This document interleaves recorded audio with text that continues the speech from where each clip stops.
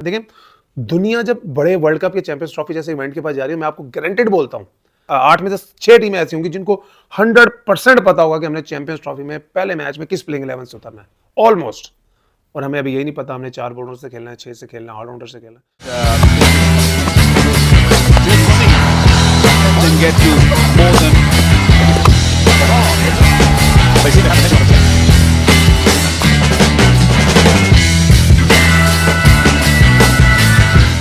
अस्सलाम वालेकुम जी, welcome to my YouTube channel. और आज आप लोगों ने देखा जिम्बाब्वे ने पाकिस्तान को थर्ड T20I में 2 विकेटों से शिकस्त दे दी।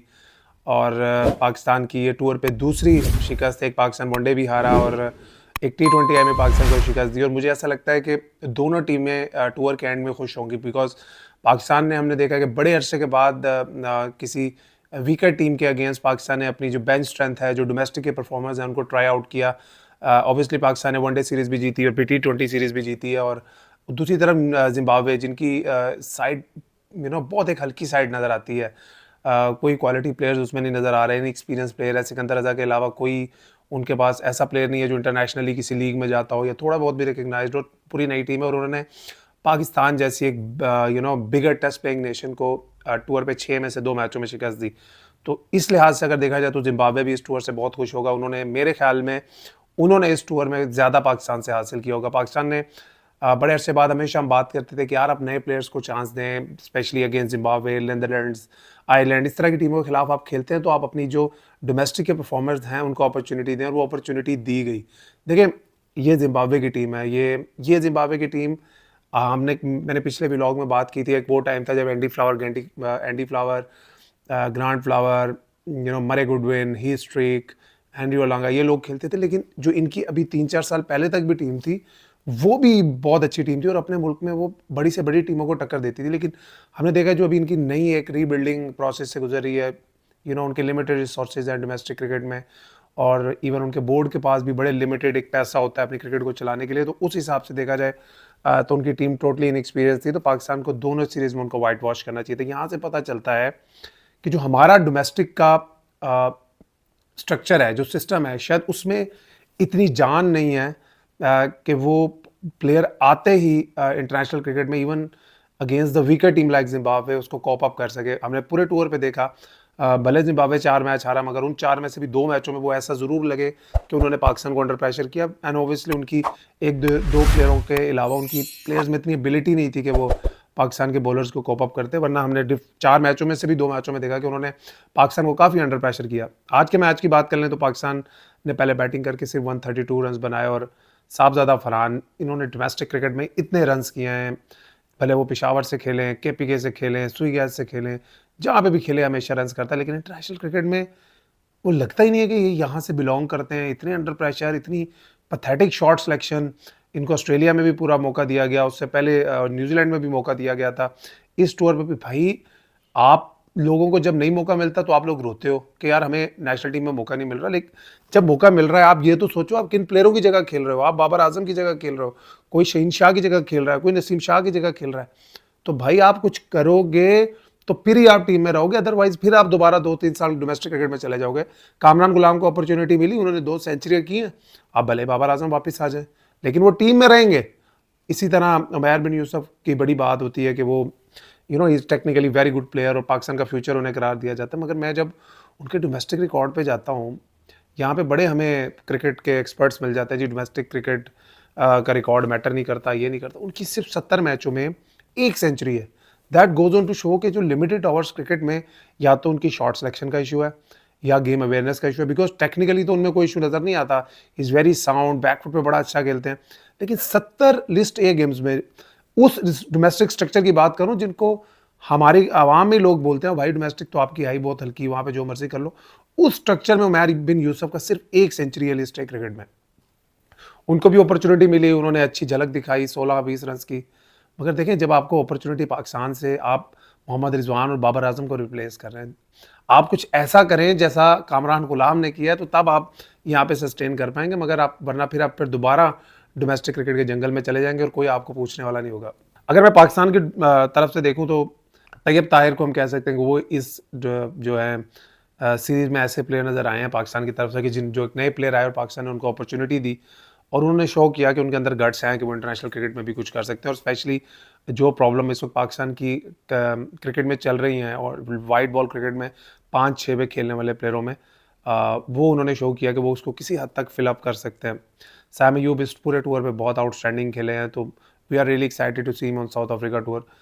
लेकिन आप आज का मैच का देख लें तो आपने अरफात मिन्हाज का डेब्यू कराया, वो उन्होंने भी एक डिसेंट परफॉर्मेंस दी। बैटिंग में उन्होंने 22 नॉट आउट किए, बॉलिंग भी उन्होंने अच्छी की। और उनको जितना मैं जानता हूँ, is a very confident individual. International cricket में जब आप जाते हैं ना, कॉन्फिडेंस बहुत मैटर करता है, बिकॉज इंटरनेशनल क्रिकेट में प्रेशर बहुत होता है। तो बाद में पाकिस्तान ने, आई थिंक वही हुआ जो पिछले टूर पे हो रहा है, अभी तक पूरे टूर पे हो रहा है, कि उनके ओपनिंग बैट्समैनों ने बड़ा एक ब्लिस्टरिंग स्टार्ट लिया और एक टाइम पे लग रहा था पाकिस्तान बिल्कुल वन साइडेड मैच हार जाएगा। देवर 71 for 1, बट देन पूरे टूर की तरह उनकी वैसी विकेटों का एक छठा लगा और 5-6 खिलाड़ी आउट हुए। और एंड में आई थिंक जहादात खान को पाकिस्तान टीम में इंक्लूड किया गया, even though is a new कमर, उन पर ज़्यादा क्रिटिसाइज़ नहीं कर सकते। लेकिन हमारे यहाँ पे ना कुछ क्रिकेट के एक्सपर्ट्स होते हैं जिन्होंने उसको शहीन शाह से बेहतर बॉलर बना दिया जब वो टीम में आए थे। देखें, एक्सपीरियंस का कोई नेबल बदल नहीं है। जहांदाद खान ने भी जब इंटरनेशनल क्रिकेट अब खेल के जा रहे हैं, तो वो जब वापस डोमेस्टिक क्रिकेट में जाएंगे, अगर अभी तो मेरा ख्याल शायद वो साउथ अफ्रीका टूर में सिलेक्टेड है, या वो अगली सीरीज में खेलेंगे, तो उनको भी पता चलेगा कि इंटरनेशनल क्रिकेट्स की क्या डिमांड है। Anyway, this tour ends and we are waiting for South Africa tour. वहाँ पे साउथ अफ्रीका टूर पे आपको सही पता चलेगा कि आपकी टीम कहाँ पे स्टैंड करती है in terms of champions Trophy. Because जो वर्ल्ड टेस्ट चैंपियनशिप है उसमें तो हम हमेशा कहीं होते नहीं है, तो उसको, और साउथ अफ्रीका टूर पे अल्लाह करे पाकिस्तान टेस्ट सीरीज़ जीते, मगर it looks very unlikely, because Pakistan ने कभी भी साउथ अफ्रीका में टेस्ट क्रिकेट में कभी अच्छी परफॉर्मेंस नहीं दी। वनडे सीरीज़ भी पाकिस्तान एक दो दफ़ा जीता है ज़रूर, लेकिन आई थिंक पाकिस्तान के इस पूरे टूर पे बड़ा इंपॉर्टेंट होगा कि पाकिस्तान ओडीआई क्रिकेट में किस तरह परफॉर्म करता है, because champions trophy is on the verge. और पाकिस्तान की टीम की जो कॉम्बिनेशन है वो मुझे अभी तक समझ नहीं आ रहा कि क्या कॉम्बिनेशन लेके चैंपियंस ट्रॉफी में जाना चाहते हैं। अगर तो इनके माइंड में ये कॉम्बिनेशन है कि भाई हम 4 जेन्युइन बॉलरों के साथ खेलेंगे और 2 सलमान अली आगा और सैम अयूब, तो आई थिंक ये एक पैथेटिक डिसीजन होगा मेरे ख्याल में। पाकिस्तान की पिचों पे जो कि बहुत बैटिंग फ्रेंडली है, वहाँ पे आप एक ऑलराउंडर टाइप बॉलर से 10 ओवर की एक्सपेक्टेशन रखें। I think Pakistan will have to find a decent allrounder. अब मैं पहले भी बात करता हूँ कि यार, या तो आपको शादाब खान चाहिए या फिर आपको अरफात मिन्हाज चाहिए, बिकॉज मोहम्मद नवाज आजकल कहीं नज़र नहीं आ रहे क्रिकेट खेलते हुए। तो इन दोनों में से आपने एक को चैंपियंस ट्रॉफी में रख रहा है, तो आपने तो दोनों को अगले टूर पे नहीं रखा। तो या तो फिर आपकी स्ट्रैटेजी ये है कि आपने 5 बॉलरों से खेलना है, वो तो बहुत ही रिस्की है। For a bowling point of view it looks fine, but 5 बॉलरों के साथ खेलना, फिर 6 बैट्समैनों के साथ खेलना। इमेजिन जैसे आज हम 20 for 3 थे, then you only have 1 batter left in the dugout after few hours. तो ये भी स्ट्रैटेजी मुझे समझ नहीं आती। इन द पास्ट हमने देखा पाकिस्तान तो 2 ऑलराउंडर्स के साथ भी खेलता रहा कि 8-9 तक बैटिंग जाए। तो ये प्लानिंग की थोड़ी सी कमी नज़र आ रही है कि पाकिस्तान वनडे क्रिकेट में क्या सोच रहा है।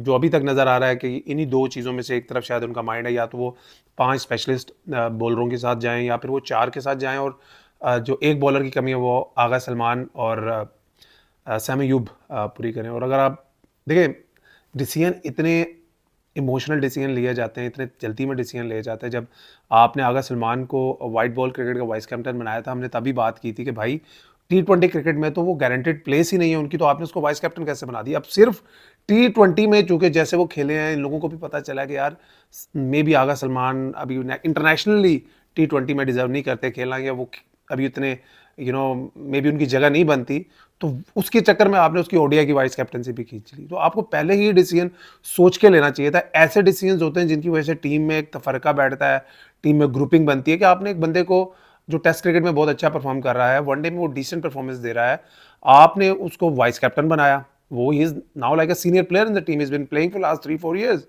अभी आपने उसको वाइस कैप्टन बनाया और एक टूर के बाद आपने उसको हटा दिया। तो यही वजूहत होती हैं जिनकी वजह से टीम में फिर ग्रुपिंग बनती है। तो आप पहले ही डिसीजन सोच समझ के लें। आपने अगर देखिए, आगा सलमान को सिर्फ आप वाइट बॉल में बनाना था, आप सिर्फ ओडीआई का वाइस कैप्टन बना देते। यदि आओ ये टूर खत्म हुआ, लेकिन असल जो पाकिस्तान का टेस्ट है वो साउथ अफ्रीका टूर है। अभी मैं देख रहा था उनकी भी T20 की स्क्वाड अनाउंस हुआ है, उसमें भी उन्होंने काफ़ी न्यू प्लेयर्स को चांस दिए। लेकिन South Africa is always a very very tough team to beat, और वहाँ की पिचेस भी बड़ी एक आपको कंपटीशन ऑफर करती हैं एज ए बैटर, और काफ़ी मुश्किल है। तो अब देखते हैं कि पाकिस्तान कैसा परफॉर्म करता है साउथ अफ्रीका में। और आई थिंक साउथ अफ्रीका की सीरीज़ के बाद काफ़ी क्वेश्चंस के आंसर हमें मिल जाएंगे कि पाकिस्तान ने जो चैंपियंस ट्रॉफी के लिए कॉम्बिनेशन बनाना। देखें, दुनिया जब बड़े वर्ल्ड कप या चैंपियंस ट्रॉफी जैसे इवेंट के पास जा रही है, मैं आपको गारंटेड बोलता हूँ कि 10 में से 8 में से 6 टीमें ऐसी होंगी जिनको 100% पता होगा कि हमने चैंपियंस ट्रॉफी में पहले मैच में किस प्लेइंग 11 से उतरना है, ऑलमोस्ट। और हमें अभी यही नहीं पता हमने 4 बॉलर से खेलना है, 6 से खेलना है, ऑलराउंडर से खेलना है। तो I think Pakistan in next series obviously आपका जीतना भी मकसद है, but needs to give the opportunity to the players जो पाकिस्तान की एक वीकर जोन है टीम में, उन प्लेस में उन प्लेयरों को रेगुलरली मौका देना चाहिए। अगर पॉसिबल है तो आप अरफात मिन्हाज को वनडे स्क्वाड में रखें, भले आप T20 से ड्रॉप करते हैं, आप वनडे स्क्वाड में रखें और उसको साउथ अफ्रीका के तीनों वनडे खिलाएं, ताकि आपको पता चले कि यार is he good enough to play in the Champions Trophy. Because आपको एक ऑलराउंडर तो डालना है। आमिर जमाल की तरफ आप इतने कॉन्फिडेंट नहीं नजर आ रहे। अब्बास को अगर आप ऑलराउंडर के तौर पे यूज करना चाह रहे हैं चैंपियंस ट्रॉफी में, तो फिर अल्लाह हाफिज आपका। He is a decent, he is decent with the bat, but allrounder नहीं है वो कहीं से भी। आपके पास अपॉर्चुनिटी सिर्फ अरफात मिन्हाज और शादाब खान है, और आप प्लीज़ इसको, मेरी एक राय है कि अरफात मिन्हाज को अगर आप कर सकते हैं तो साउथ अफ्रीका टूर पे आप वनडे में ट्राई करें, बिकॉज अगर वो परफॉर्म करते हैं तो चैंपियंस ट्रॉफी में आपकी वो जो गैप है एक ऑलराउंडर का, वो पूरा हो सकता है। अगर वो नहीं करते तो you can look back to Shadab Khan as well. तो आपको लेकिन प्लानिंग तो होनी चाहिए ना आपकी। और हमें बड़ा एंक्शियसली वेट कर रहा हूँ मैं भी साउथ अफ्रीका टूर का, because Zimbabwe tour was somehow very boring in terms of matches. आज का मैच थोड़ा मज़ा आया देखने का, उनकी तरफ से भी fight I, Pakistan one sided हार रहा था, देन वी गॉट विकेट्स। इस तरह की क्रिकेट देखने में मज़ा आता है। अपना ख्याल रखिए, इंशाल्लाह जल्दी न्यू व्लॉग में आपको मुलाकात होगी। अल्लाह हाफ़िज़।